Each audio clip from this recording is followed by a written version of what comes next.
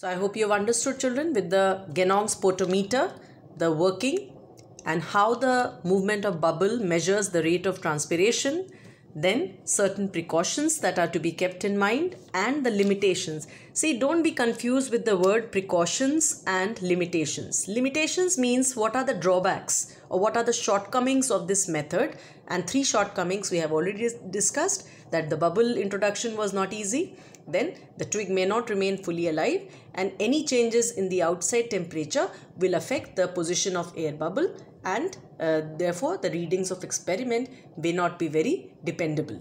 Alright, they may come as faulty readings. So children, precautions means it's a way of handling the experiment, keeping in mind what all things should you avoid, right, for a very perfect experiment. Whereas limitations means what are the drawbacks or shortcomings. So these are the different answers, different ways to answer the question.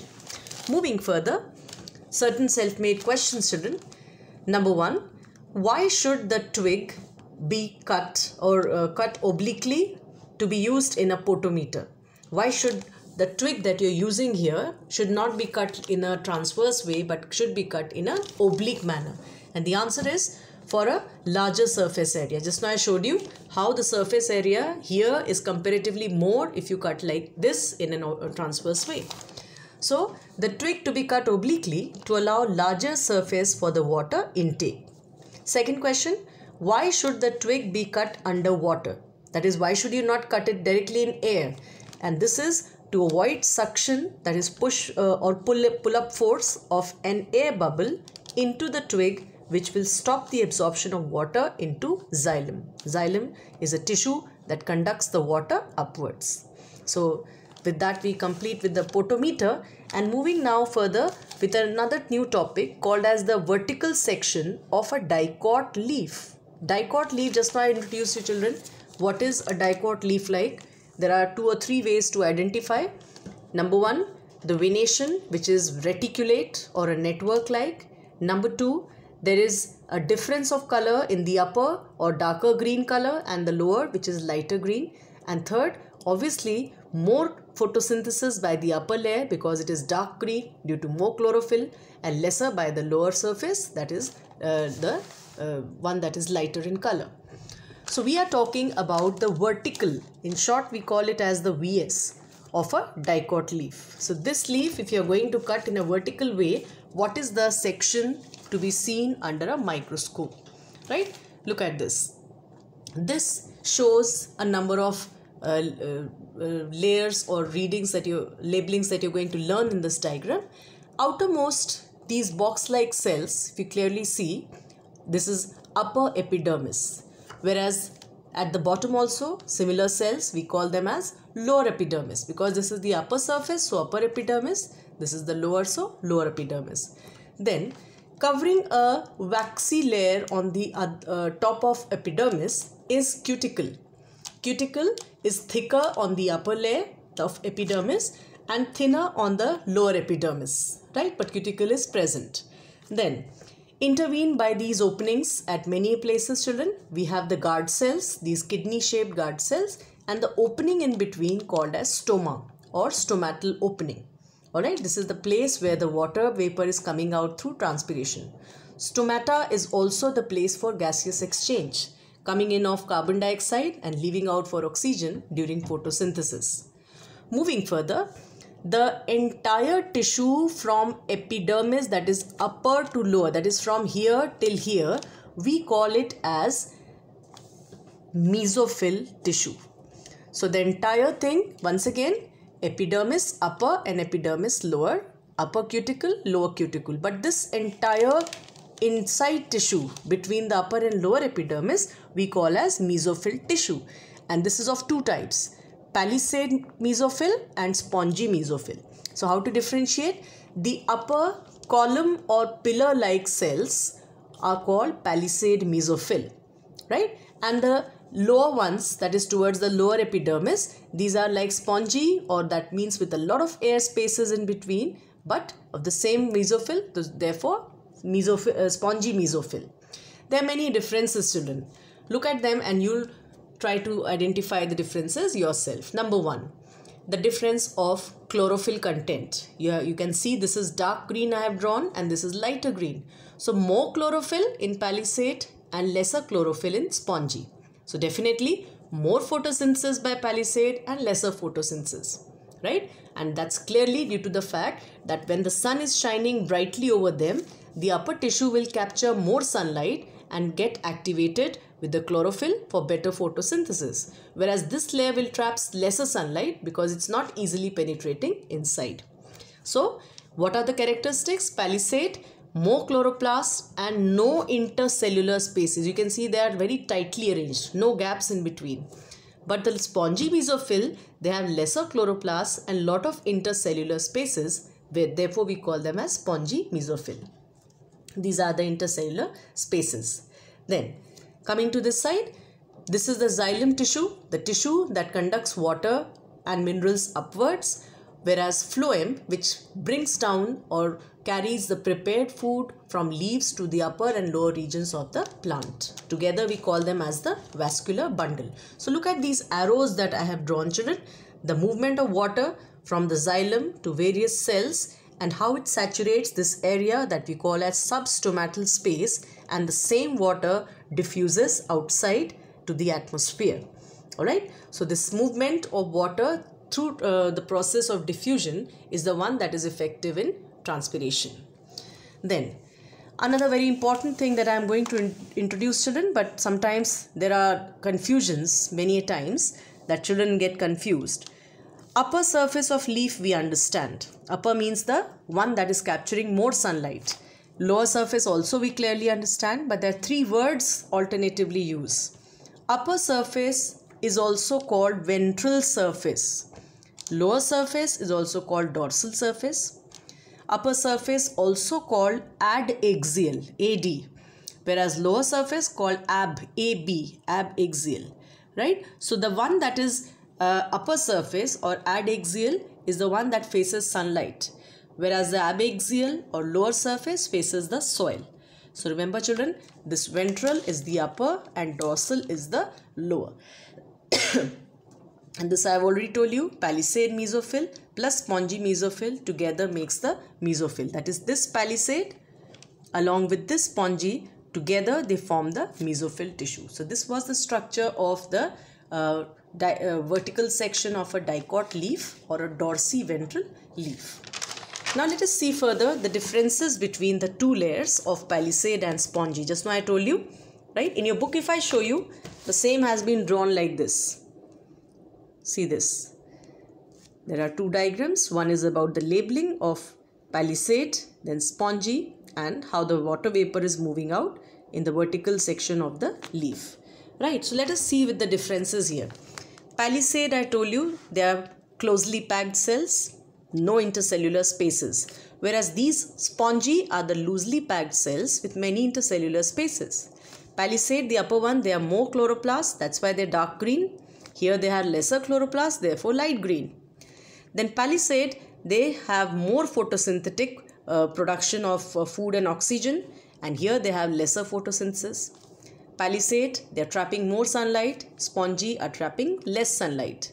Then palisade are just below the upper epidermis, whereas spongy is towards the lower epidermis. So there are many differences, as I told you, some 7 differences and that we have discussed. Moving further, water vapor moves from surface of cell to outside by diffusion. So just now I told you, there are 2 processes that I'll tell you. See, how is water vapor moving out to the atmosphere? Just now, this is by diffusion, the process of diffusion. But another process that water, it's moving or traveling along the cell walls by imbibition. Remember children, it's moving from one cell wall of cell to another by imbibition and then finally diffusing out. Alright, so don't get confused. 2 processes we are labeling up here, diffusion and imbibition. I hope you've understood, children. So 2 things we have completed today: the potometer, that is Genong's working, precautions and limitations, right? Then the vertical section of a dicot leaf, children. Both the topics are very important. You may expect a question, right, on any of them, this potometer as well as this VS of the dorsiventral leaf. Coming next to another very important experiment is to show that more transpiration occurs from the undersurface of a dicot leaf. Remember children, again the word dicot coming up means we are talking of a leaf with reticulate venation. See, what we are going to do is we will take a leaf which is not to be plucked from the plant. The leaf should be very much attached to the plant and then used for experiment. So on the surface of leaf children, we will use 2 strips of cobalt chloride paper and 2 glass slides. The requirements, they are simple. 2 glass slides we require, 2 strips of COCl2 paper. You remember COCl2 paper, we have done it already. In our first class we discussed how it is dry, then blue in color, and with moisture it becomes pink in color. So 2 strips of paper we will attach to the upper surface and the lower surface of the leaf with the help of clips, right? So how we do it? Something like this. This is the upper surface. 2 glass slides, you can see the clips are used, and one which is upper surface and the other, this is depicting the lower surface. In the beginning children, both are blue in color, but after a given said time for experiment, what you will observe is that suppose after 1 hour or 2 hours in sunlight, what you observe is upper surface, the blue COCl2 paper remains blue, right? And the lower surface, it turns pink, right? Or another variation would be, even if this is turning color, it will be very faint or very light pink in a very delayed or long time. But this comparatively will be much faster on the lower surface and a very bright, intense pink color.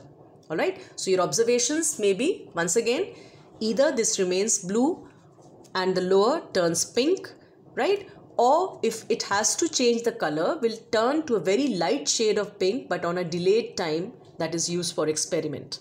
But here the time used will be very less and the intense color that will be seen on the lower surface, right? So why is this happening, right? The reason is stomata.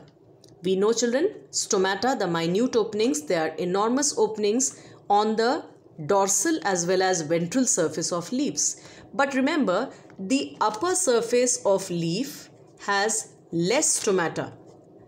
The upper surface, the stomata are less, and the lower surface, they have more stomata. So therefore, because here the openings are less, water loss is very less, and therefore almost no change in color, or even if very slight change. But ventral surface, the lower surface or dorsal surface has so many stomata, much more as compared to the upper surface, that here the change of color would be very fast and also very bright color of pink after absorbing moisture through transpiration. Precaution: the leaf should be attached to its own plant. That is, you should not pluck the leaf, it should be yet attached. And observation, we have discussed that the upper cobalt chloride paper remains blue and the lower turns pink in color. What is the result? More transpiration occurs from lower surface of a dicot leaf on account of more stomata on the lower surface. So lower surface, remember children, we can also call it as the dorsal surface of a dorsiventral leaf. Just now I introduced you how lower can also be called as dorsal surface or abaxial surface. So anything you call here, call as lower or dorsal or abaxial surface, right? So I hope you've understood this experiment. Now moving further to the structure of stomata. Stomata, as we know these openings, many when we are talking of the lower surface of the leaf and lesser on the upper surface in a dicot leaf. So what is stomatal structure like? Each stomatal opening is called as stoma, right? And it is guarded by 2 kidney shaped or bean shaped cells, what we call as guard cells. So because they are like normal plant cells, they have their own nucleus, where you can see here, and a number of chloroplasts. Chloroplast, you remember, the type of plastids that contains chlorophyll, right? So that's the seat of photosynthesis, if you remember, the kitchen of the cell, right? Plant cell. So here with the chloroplasts scattered all around, the nucleus clearly seen in both the guard cells, and these are epidermal cells, what can be seen. Now notice one thing children, that the surface of guard cell near the stomatal opening, this is very thick. This lining is very thick and the outer wall is very, very thin. So this is thick inner wall of guard cells and this is thin outer wall of the guard cells, right? So this is the portion of a leaf showing one single stomata. Now suppose it is the daytime. How will the guard cells be? The guard cells will be turgid. That means the cells would be fully distended, right, for an easy diffusion of gases. And this is for photosynthesis as well as for transpiration. But during night time, the major change what has happened is this turgidity has been totally lost and the guard cells now they are called as flaccid. Therefore, what happens due to flaccidity is that the stomatal opening is closed, right? So this is what happens at night. Coming further to the factors that affect the rate of transpiration. This I will be sending the notes today, children, but in the meantime we can discuss it. Factors that affect transpiration rate, children, there are two broad categories: external factors and internal factors. Alright. In external, that means any factor which is outside the plant body. We'll talk about intensity of sunlight, number 1, 2, temperature, 3, velocity of wind, 4, humidity, 5, carbon dioxide, and 6, atmospheric pressure. Whereas when we talk about internal factors, only one, that is water content of the leaf. So let us go one by one. Now, suppose the intensity of sunlight, suppose on a bright day, there is sunlight is scorching bright light. What will happen to transpiration, right? This time the transpiration will be faster on a bright day than on a cloudy day where transpiration is reduced. Coming to temperature, when there is an increase in temperature, that is during a hot weather, the transpiration increases, whereas when the temperature comes down or with the cold weather, the transpiration decreases. Then velocity of wind. When the wind velocity increases, transpiration also increases, children, right? And as the wind velocity decreases, transpiration slows down. Coming to humidity. Suppose the air around the leaf is very humid. That means it's loaded up with a lot of moisture. The plant wants to give moisture by transpiration, but the atmosphere is not accepting. So what do we say? If humidity is high, transpiration will be less.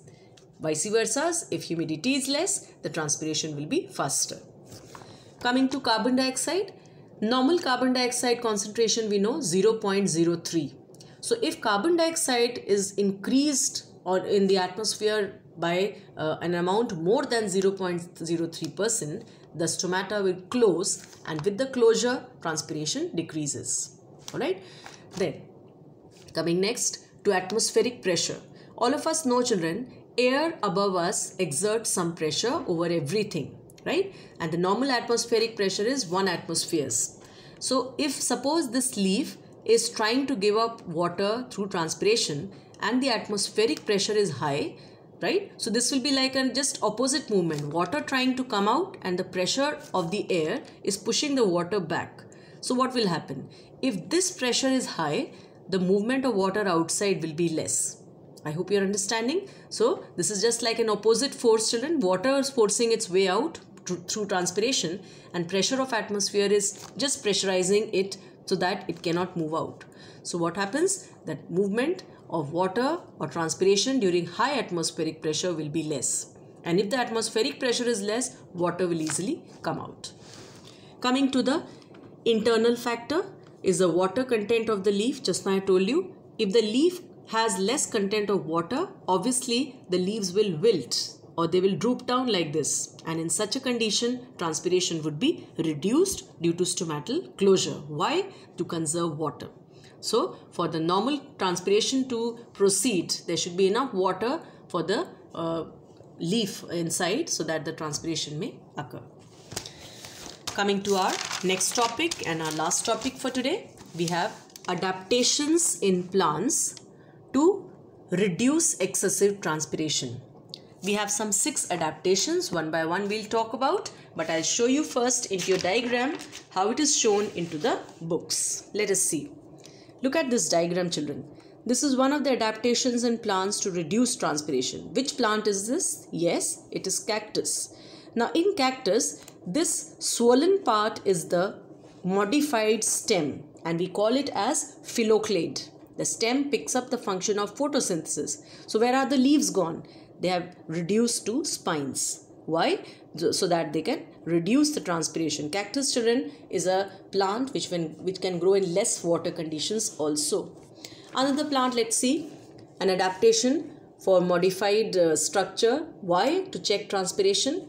This is oleander leaf, right? TS of an oleander leaf, or scientifically we call it as nerium. Hindi you call it as kaner, right? So if you see the lower structure of the leaf, you will see that the stomata, which normally should be here on these epidermal cells, they are sunken stomata. Look at the stomata, they're shifted over here, much away from the exposed epidermis. Why?